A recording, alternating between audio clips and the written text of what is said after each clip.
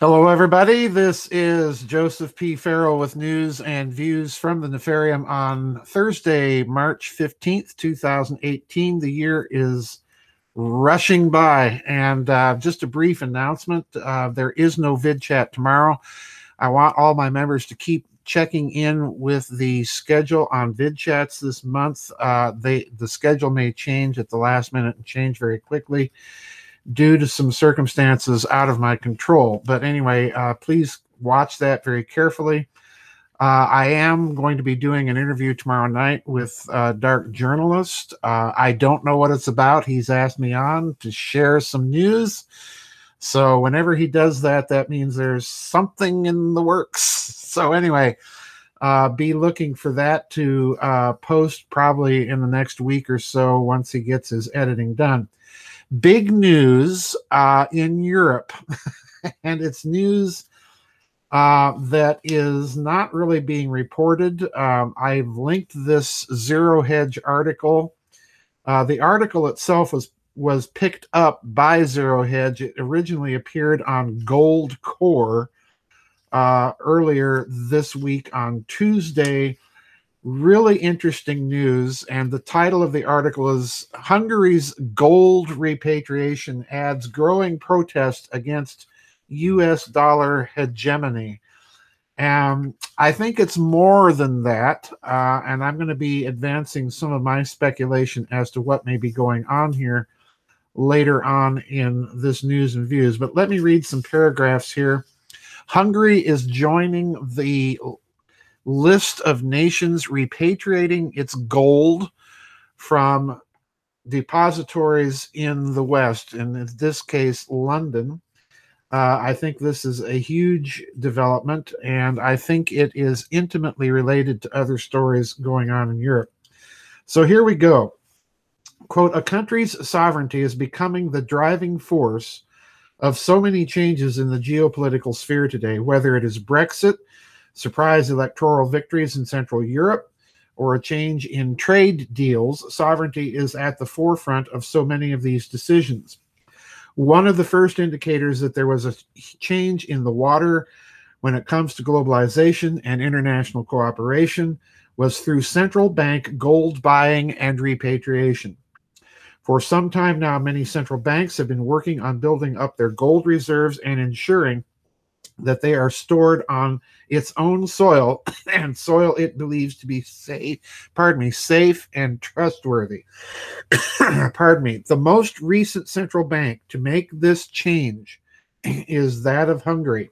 Last week, it was announced that it intends to bring 100,000 ounces of its very limited 5 tons gold reserves back home from the Bank of England. This is not an unusual move. In recent years, we've seen the likes of Germany, Venezuela, and the Netherlands each repatriate their gold from various locations. The pace does appear to have been picking up since the late Hugo Chavez decided to bring home 180 tons of gold in 2011. I'm skipping a couple of paragraphs here. The decision to place more focus on gold reserves is a statement by central banks and their governments to reduce the counterparty risk on their reserve assets.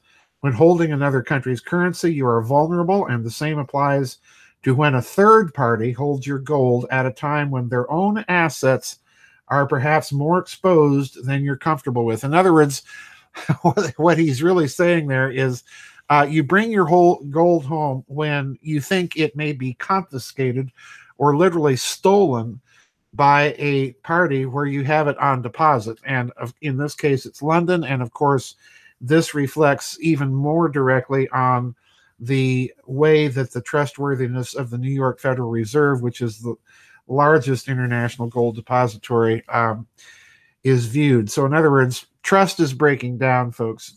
And these countries no longer trust not just the West, but principally the United Kingdom and the United States. Because remember, Germany was the biggest gold repatriator.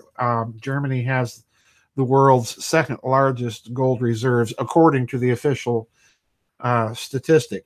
Anyway, continuing here with this article, a couple more paragraphs to note here. Hungary's decision is, however, a major comment on the current mindset of countries that feel they need to start working to protect their finances and borders. Did you hear that? Hungary's political changes are widely known and have been criticized extensively by both the European Union and the wider Western world. The decision to bring gold home is a statement that says Prime Minister Viktor Orban would rather have the country's assets close to home rather than in a hands-off country that perhaps does not have his own or Hungary's own best interests at heart. And to me, this is a telling statement that the borders are a problem. And we've seen, as I indicated, Germany has repatriated its gold. The Netherlands has done so. Austria has done so. The Eastern European nations have been building up their gold reserves, Poland in particular being one of them. And of course, Poland has been bucking the policy of the EU regarding immigration. It simply will not take any and refuses to go along with the EU policy. So what's behind all of this? And I suspect, folks, that there's three things driving this in Hungary's case. And I'm going to make a prediction based on this analysis, just as a way of testing whether or not this analysis is true. The article itself hints very strongly, with that mention of borders, that Hungary's doing this in order to assert financial sovereignty so that it can exercise sovereignty over its own borders. And of course, Hungary, under Prime Minister Orban, has been one of those countries in Europe that has simply shut its borders. It's not going to go along with the EU policy of committing cultural and national suicide. Thank you very much, Madam Merkel. Underlying this, I think there's a bigger story, and that's the conflict and the instability within the EU itself. We've seen the Brexit vote occur. That is being sabotaged, but that's another story.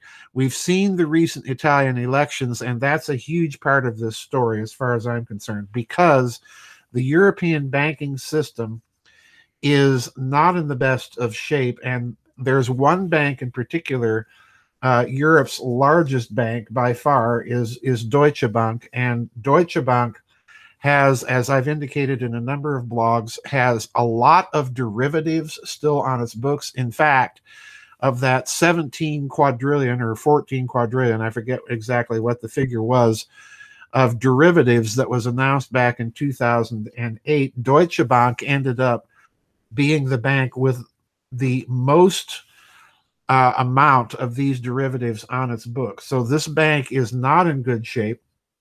It has been the subject of some litigation in Italy. And of course, we've seen a number of Italian banks fail in recent years, Deutsche Bank having ties to all of them. So I think there are major concerns in Europe, particularly in Eastern Europe, where Deutsche Bank does have a heavy presence in Eastern Europe. So I think this might be one of the things that is driving this, in addition to the EU instability. Now, at the center of Hungary's moves, I suspect, is the result of the Italian elections. The Italian elections are, in my opinion, a kind of a geopolitical and definitely a financial earthquake. They are going to be negotiating, I think, from a position of relative strength in Italy vis-a-vis the EU, and in particular regarding the immigration problem. Now, this suggests to me that down the line, perhaps in the next year or so, in other words, in the next few months, depending on the type of government that emerges in Italy and depending on the negotiations that now are going to take place between Rome, Brussels, and Berlin. Always remember, Berlin is really kind of the hidden power center behind the EU. I think that you could see a similar policy of repatriation being announced in Italy. And in fact, I'm almost 90% certain that this is going to happen because of the weakness of the Italian financial situation, the fact that it is now so beholden to the European Central Bank, the fact that the Italian banking system is so wobbly, I would expect them to attempt to strengthen their position by bringing home any gold reserves that Italy may have being held in Paris, in London, and in the New York Federal Reserve. I suspect that you're going to see the Italians make this move. And what this is going to do in turn is it's going to be a way for the Italians to distance themselves from the European Central Bank and its hegemony over Italian financial policy and matters.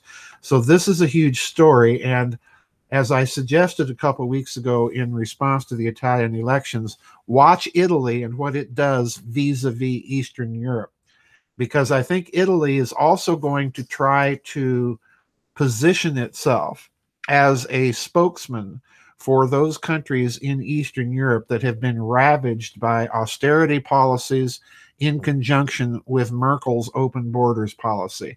I think Italy is going to make a major diplomatic effort in addition to a financial effort of repatriation, reaching out to countries in the Balkans like Hungary. And I suspect that you're going to see the Italians reaching out to the Spanish government as well, because the Spanish are facing a very, very similar situation to Italy. So this is huge news. If this trend keeps going, I suspect you're going to see a lot of nations in the EU attempting to shore up their position by repatriating their gold, if indeed the European Union should crack apart. And as we've seen, there's already talk in Italy about an Italian exit if Italy is not able to work out a new arrangement with the European Union. And I strongly suspect that it's not going to be able to, even though it's in a good negotiating position. So lots to watch here. Hungary may just have broken the ice on something that may cascade and grow across Southern Europe. And Italy, again, I keep saying this, folks, but Italy is a country now that you need to pay very, very close attention to. Because I have a sneaking suspicion that Hungary may be acting as kind of a cat's paw here, and that we're going to see some action from the Italians, and particularly Italy's central bank, in repatriating that country's gold. Watch this story very carefully. I think it's going to spread, in other words. All right, that's going to do it for today's News and Views. Very important story I wanted to bring to your attention. Again, don't forget that there is no vid chat tomorrow, but please, for the members of the website, please keep watching the schedule. This might change at a moment's notice. There is a vid chat scheduled for next week, but like I say, due to some personal circumstances, I'm not able to predict, and probably won't be able to predict until next week, whether that vid chat's going to take place. I do have an interview with Dark Journalist tomorrow, which I suspect will post in the next week or so. So be on alert for those things. That's it. So we'll see you on the flip side next week on News and Views from the Nefarium. Bye-bye, and God bless.